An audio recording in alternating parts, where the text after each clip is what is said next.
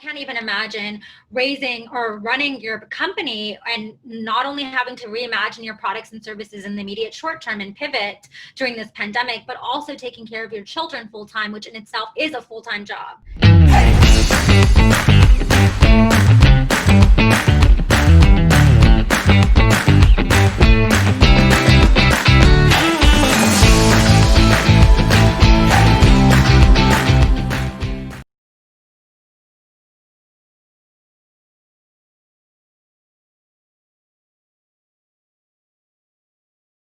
Fatima Zaidi, thank you so much for being on my show. How are you? I'm doing well. Thank you for having me.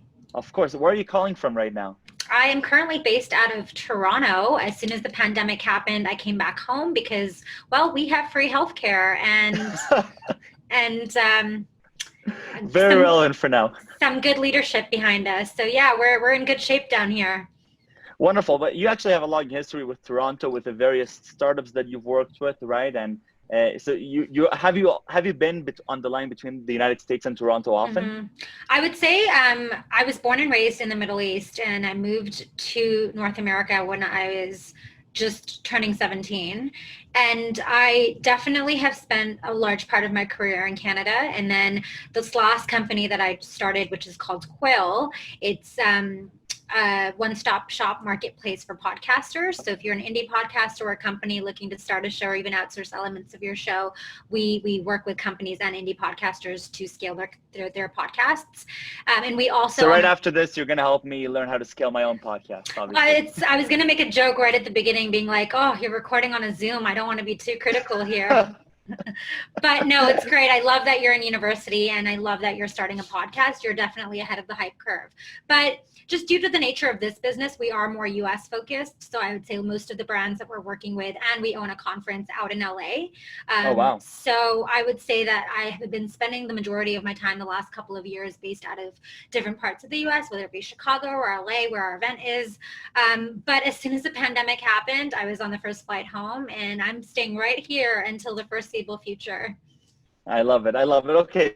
Definitely. So what I was saying is that, I'd love for you to take me a little bit about back to your journey. You were both named the top 30 marketers by Marketing Magazine. You've shared a stage with Richard Branson and places like the Web Summit and other conferences as part of the National Speakers Bureau. So talk to me a little bit about this dynamic. You're both in marketing, VP business development in various startups. One of them appeared on the Dragon's Den, right? The Canada version of Shark Tank.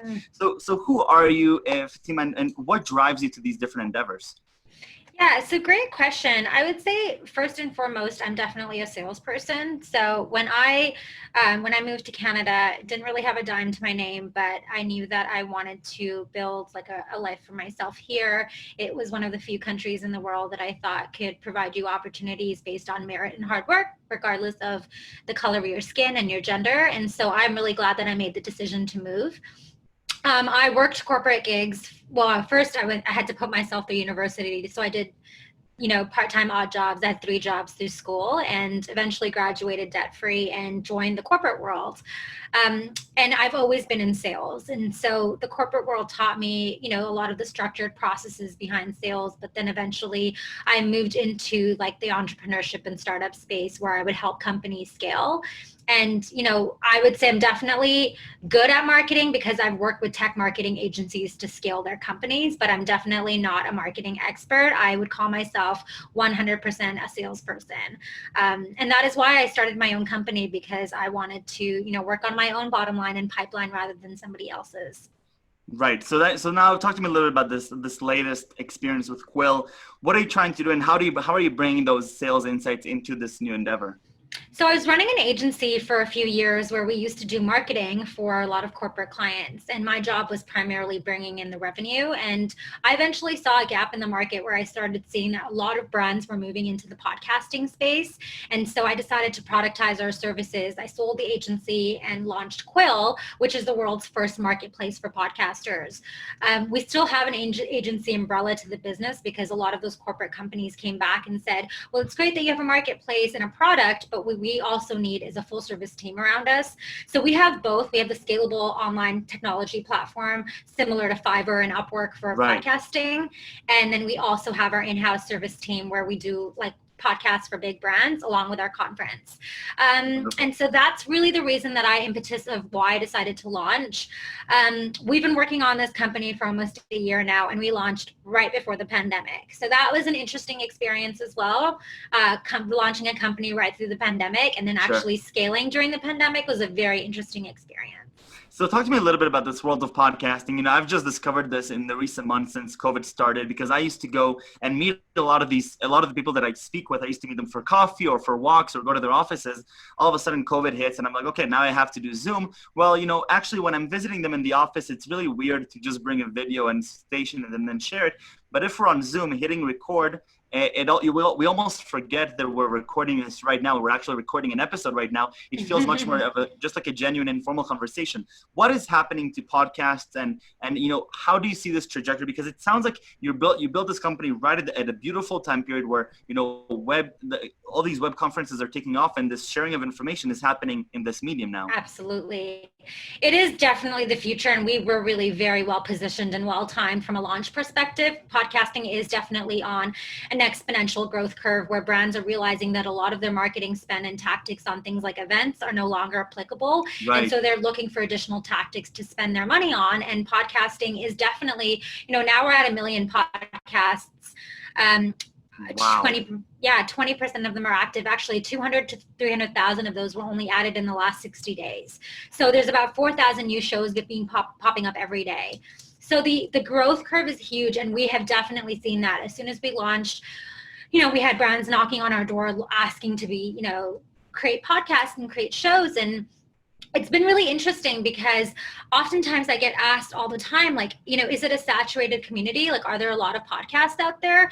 And I always say, well, let's compare it to other forms of content. There's 600 plus million blogs. There's 30 million YouTube channels. There's 1.5 billion websites. So when we're looking at podcasting, there's only 1 million podcasts, and only 20% of those podcasts are active. So really, there's only 200,000 active podcasts. So I always say brands and indie podcasters who are in this space today are definitely ahead of the hype curve, and very similar to how in the 1980s companies had a phone number for their business, and then they had a website, and then they had social media. Similar to that, I think that in the next 5 to 10 years, every company and every person will either have a podcast or be advertising on one. Fascinating. Okay, 2 questions that I have to know the answer to that are now jumping in. First of all, why is it difficult for brands to create podcasts? You know, why does a brand like Gap need to come to an agency and say, hey, can you please help me create this thing with high quality? That's the first question. The second question is, what are some tangible things that, you know, the average, you know, student like myself that wants to start a podcast, what are some critical things that I need to take in mind, whether it's the technology, the reaching out to people, the sharing of the content? So those 2 things I'm just completely fascinated by right now. Yeah, for sure. So I would say with brands, it's definitely not that hard to create a podcast. I think any brand can do it. But if you're looking for a high production, high quality show that matches the value of your brand, then definitely you can't necessarily, you have to have a lot of different layers of a show. So you need someone who's good at pre-production. You need someone who's good at content, the technical side, which is the sound engineering, the editing, the recording. Right. Then there's the distribution. Then there's the marketing. So there's just, and guest sourcing, there's just so many different layers to creating a really good show. It's going to be very hard for you to find that in 1 hire or 2 hires. So that is why I think oftentimes if you're on a low budget and you're an indie podcaster, for sure hire a freelancer to help you. But if you're a brand, oftentimes if you're looking for a high quality production, you're going to need a team around you. So what that are the costs that are generally associated with like an indie podcast? So let's say a friend of mine wants to start a podcast. What are, like, you know, thinking strategically, what are the associated costs with that? Well, so I would say for an indie podcast, like if you are starting one right now, like for university, the things to consider is recording platforms. I never recommend that people use Zoom because Zoom is a conference line, not a podcast audio platform. I know we're using it right now and I'm totally turning a blind eye to it. But for example, a platform like Zencastr, which is, you know, I think it's free during COVID. Otherwise, it's $20 a month. It is optimized for sound quality. So it is actually devised for people who are podcasting. And so the sound quality is much higher. So that is, you know, my first tip as an indie podcaster. If you're recording yourself and you don't have budget to spend, record on a platform like Zencastr or a clean feed. Don't use platforms like Anchor, your phone, or Skype or Zoom, because the audio is usually very low and it, like, retention rate would be low. I have to ask though, because the way that I was approaching this program as well is, I'm seeing you, you're seeing me. The person who's going to view this show, especially on our Facebook page, they're going to have the ability to see us interact on video, and it's almost like watching a TV show. Now, this podcast that we're recording is also going to be on Spotify and Apple Podcasts, but I'm seeing the value of the video here as something that in 2020 is something that is increasingly important because, while I imagine that audiobooks have been around for a pretty long time, and I've considered podcasts around for a long time, I know my friends and I, we're looking for the video content that we can see through our phone and through our touch screens. So do you see that as being an upcoming medium, or do you still think that the audio part of it is still the most crucial piece? Yeah, so actually most of our clients, I would say, would like a video component because they have YouTube channels that they upload their content on. And so typically what we do is we record on Zencastr and we have Zoom on mute in the background. So you're still getting the video, but your audio quality is much higher. So we actually do a lot of video podcasts as well. The other thing I'm writing this down for me for the next episode. The other thing I would also, just use Zoom as like your video component and then just use Zencastr as the audio. The other thing I would say is Zencastr is coming out with a video component by the end of the summer. I'm actually on the wait list for it. So it's going to be a all-in-one component because they recognize that people do really want the video. And I agree, it's better engagement. We're getting to know each other in a very organic way. And it's hard to bring that to life as quickly in an audio consumption format. Okay, so Fatima, I have to ask because this is the second part of the conversation that I was very excited about. This whole notion of raising capital, how COVID has impacted, the diversity of founders, whether it's the gender or whether it's of color or of race. Talk to me a little bit about your insights in regarding to this scene. What has happened before COVID in terms of the entrepreneurship scene, and then how has this been accelerated through COVID? So, two things on that. I would say, for starters, I think COVID has had a very uneven effect on women because for the most part, a lot of women are on the front line in the service industries right in like the heart of the pandemic. And secondly, I think the brunt of unpaid work falls on the majority of women, whether that's household chores, taking care of your children, taking care of the elderly, which is in itself so difficult when services are closed, schools and daycares are shut. So I would say, if you're a female entrepreneur, I can't even imagine raising or running your company and not only having to reimagine your products and services in the immediate short term and pivot during this pandemic, but also taking care of your children full time, which in itself is a full-time job. So that would be my first thing. I would say that the pre-existing barriers that female founders face before the pandemic are further compounded with things like access to finance, access to mentors and networks, and gendered priorities. The second thing I would say is, in reality, there is no pipeline problem when it comes to raising capital. There are a ton of female founders. And in fact, I was reading an article by Business Insider, and they said that Black female founders specifically are the fastest growing population of entrepreneurs. So investors that are claiming that there are not enough minority female founders to invest in are clearly not looking hard enough. And I think the clog in the pipeline is basically resulting in founders like myself or founders of color, are just female founders in general, not falling into the investor's preconceived notion of what a successful entrepreneur constitutes of and what they should look like, resulting in two things. Either they become a part of some diversity quota in some minimal charity fund, or we lose the opportunity to somebody who looks more the part. And so, myself included, I was in the process of closing out my seed round right before the pandemic, right up to term sheets. And because of the pandemic, a lot of investors had to pull out, and actually ended up being really good for us because we quadrupled our revenue and now don't need investment. But we had to get really creative in the short term to bootstrap our services so that we could stay afloat. And, I think a lot of founders in my position who are women are now looking at ways to run their companies without acquiring outside capital. Wow. And is this different than founders that are male and perhaps part of that are not in the minority race? Is that specifically to the group that you're referring to, that you're saying this behavior? Yeah, I would definitely agree. I mean, I would say that the stats speak for themselves. Like the average deal size for men last year was 12 million, and the average deal size for women was 5 million. So if you look at the average deal size, it's men have more than double, but like the numbers aren't correlating with the amount of female entrepreneurs in the industry. And like, I understand, right? Like everyone has their personal and conscious and unconscious biases. You essentially want to invest in people that look more like you, and at the top level of investments, it's mostly white males. And so, you know, I think part of the problem is that investing companies, angels and VCs need to start making sure that their partners map that of the general demographic. And if they don't, then they need to put in selection blinds to remove their biases. But yeah, I mean, in the meantime, I think definitely women are going to have a really tough time bouncing back from this experience that we're going through. Wow. Well, I'm definitely going to remain optimistic, and hopefully it's not as dire. But it sounds incredible that you were about to close the seed round after the term sheets, COVID hits, and now you've quadrupled your revenues, and not just the fact that your valuation is probably much higher than it was, but now you're saying that you're profitable and you don't need to raise the next investment. Talk to me a little bit about this National Speakers Bureau. Why speaking? Why public speaking? Why getting on stages and sharing information and sharing stories? Why do you do that? You know, I was approached by BNN Bloomberg to start doing like segments and contribution columns on topics that were really extremely important to me. And actually diversity and inclusion is like one of the main topics that I talk about, especially within the tech sector.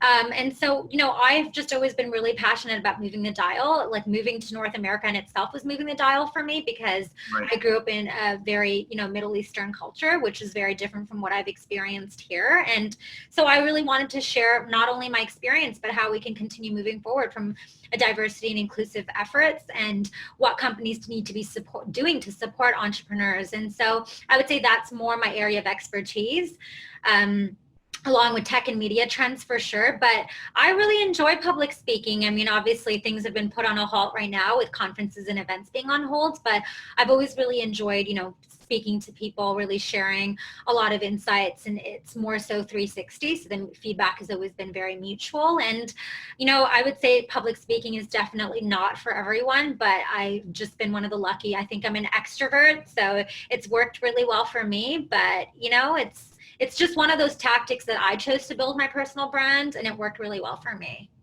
I love it. Well, first of all, I want to thank you again for being so generous with your time. It's been really inspiring to hear both about your insights about the tech ecosystem and the financial side of it and the raising capital, but also on the podcasting side. And I definitely took some notes for myself on how to improve for the next 200 episodes of the series. But before we leave, I have to put you on the spot one time and ask you a personal question. And I'd love to know 3 words that you would use to describe yourself, or that any of your colleagues would use to describe you, or anybody listening to you on stage. How would they describe you? Yeah, so, a good and bad, I want to try to be as objective as possible. I would say I have a lot of hustle. I think it's kind of like the DNA of all entrepreneurs. Right. We know it's 95% perspiration and 5% inspiration. So definitely hustle is something that I would say. A little bit insane. Crazy or insane would definitely be a word that I would use to describe myself. It's a combination of just having a very crystallized dream and focus in life, and just working tirelessly towards it. And so sometimes I think that can translate into a type of intensity that maybe doesn't resonate with everyone, and I'm okay with that. And I would say,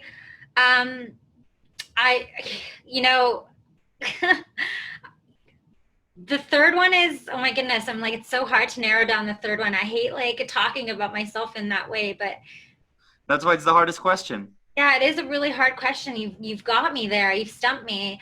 I would probably say the last one would be resilience. Yeah, I would say that I'm just somebody that because I don't know if it's because I've been in sales or where I've come from, but just keep getting knocked down, keep getting back up. So I don't take no for an answer. Don't ask, don't get policy. So yeah, I would say hustle, resilience, and a little bit of crazy, which I think everybody needs. Actually, one of the main things that a lot of VCs on this show have been telling me is that one of the skills they consider most important as you're starting out your entrepreneurial career is actually to do sales and to understand what it's like to get rejected 10 times to only get one client, and getting back up and being able to deliver a message clearly and concisely so that it also impacts the other person and not just yourself. With this note, I need to send you off to your next meeting because I know you're very busy. But thank you very, very much for the time. This was fantastic. And I'll definitely get back to you on this, on the new technologies that I'm going to use. I already wrote them down. Sounds good. Let me know. Happy podcasting, Michael. Thank you. Thank you very much. Take care. Bye.